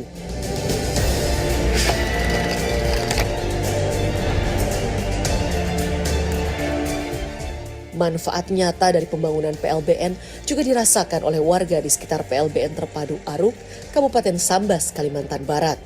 PLBN ini berbatasan dengan Sarawak yang merupakan salah satu kota negara Malaysia yang merupakan pasar potensial bagi masyarakat sekitar. PLBN Aruk menggalakkan usaha mikro, kecil, dan menengah. Di sekitar kawasan tersebut terdapat kios-kios dan pasar yang dapat digunakan oleh pelaku UMKM untuk memasarkan produknya. Manfaat lain dari pembangunan PLBN ini adalah memudahkan pergerakan WNI yang bekerja di Malaysia untuk pulang ke tanah air. Sebelum tahun 2017 peresmian PLBN Aruk itu 17 Maret 2017. Nah, sebelum tahun 2017 kondisi fisik infrastruktur yang ada di PLBN Aruk jauh lebih sederhana dibanding yang ada di Biawak. Namun alhamdulillah sekarang kondisi kita berbalik 180 derajat bahwa kita jauh lebih bagus dibanding mereka. Nah, tentu kita harus berkewajiban untuk dapat menumbuhkan perekonomian yang ada di kawasan perbatasan khususnya di PLBN Aruk ini. Pembangunan PLBN Terpadu menghasilkan wajah baru perbatasan yang lebih rupawan, peningkatan pelayanan yang lebih profesional, serta nilai tambah ekonomi bagi masyarakat. Hal ini merupakan representasi kemajuan Indonesia serta menasbihkan pos lintas batas negara terpadu sebagai beranda terdepan negara yang patut menjadi kebanggaan bangsa Indonesia. Manfaatnya dengan penjagaan yang cukup lumayan dari pintu masuk sampai ini, manfaatnya lumayan bagus. Tidak ada kendala. Saya nganggur setahun. Setelah saya lamar di PLBN, saya terima jadi security. Dampaknya saya minta terima kasih kepada pembangunan ini karena sudah merekrut kami anak-anak pribumi di PLBN Motain ini. Dulu kami masih susah sekali. Pas dampaknya PLBN ini ada yang dapat kerja, masyarakat seperti kami, seperti jualan pun, masyarakat yang lain ada uang, kami pun bisa dapat seperti ekonomi sedikit bagus. Sekarang ini Pak, pas zaman Pak Jokowi ini, baru dibangun jalan apa ini, jalan besar sekarang ini.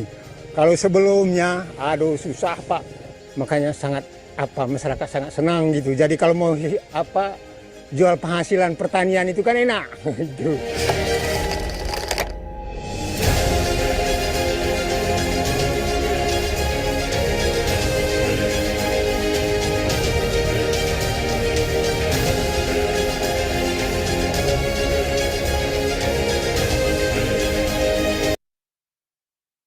Ya, jadi sekaligus juga menambah juga Pak Adel bahwa PLBN ini sebenarnya sebagai miniatur mengintegrasikan fungsi-fungsi ya, bukan mengintegrasikan kelembagaan. Kalau nanti suatu saat ternyata ada kelembagaan seperti yang di Amerika Serikat, kemudian Singapura, ICA, ada di sana, kemudian Australia dengan Doha yang terakhir. Nah itu mudah-mudahan ya nanti kita nunggu mungkin ibu kota baru kali atau menunggu tahun 2024 ya. Kalau tadi bukan promosi ya, bukan promosi mengenai menjelang 2023 atau 2024, tapi memang secara real saya melihat objektif adanya PLBN ini salah satu miniatur menyatukan fungsi-fungsi itu dan terasa sekali menyatukan itu. Dan ada satu lagi, punya nilai tambah ekonomi buat Indonesia. Itu yang menjadi hal yang sangat penting yang kita bisa ketahui bersama, khususnya di Papua dan NTT. Yang untung adalah Indonesia. Di Malaysia harusnya yang untung nanti pelan-pelan adalah Indonesia. Sekarang kan masih belanja Milo aja ke sebelah, ke Malaysia sebelah. Ya. Itu sementara dari saya, mohon maaf teman-teman, kalau memang dengan keterbatasan pemahaman saya dan seterusnya dan kesiapan-kesiapan lainnya, dimohon maaf Pak Angga belum bisa menyajikan di Jepang ya dan Hong Kong. Nanti panjang nanti untuk integrated border bisa 4 kali pertemuan nanti. Terima kasih, saya kembalikan kepada moderator tadi Pak Andi Agustrianto. Ya. Siap Bapak. Ya, Pak, terima kasih Bapak atas luar biasa masih kerja ini. Siap Bapak, izin. Terima kasih atas paparannya Pak dan diskusi kita hari ini. Kebetulan sudah pukul 5.50 sesuai kesepakatan tadi kita pukul 17.45. Terima kasih juga kepada rekan-rekan sekalian sudah mengikuti kegiatan ini. Semoga menambah ilmu bagi kita semua. Terima kasih Pak. Selamat sore. Izin Bapak. Ya, terima kasih. Saya pamit kepada rekan-rekan sekalian. Pak Alfred dan semuanya selamat sore, selamat bertugas yang bertugas dan selamat berkumpul keluarga bagi yang berkumpul. Selamat sore, assalamualaikum warahmatullahi wabarakatuh. Waalaikumsalam warahmatullahi wabarakatuh. Waalaikumsalam Pak sore Pak. Terima kasih Pak. Teman-teman jangan lupa screenshot ya untuk ngisi presensi kehadiran. Aman Bang, aman. Siap Ketua. Izin ya di grup. Selamat bertugas teman-teman yang masih bertugas, Bang Andi dan teman-teman lainnya. Terima kasih Bang. Siap.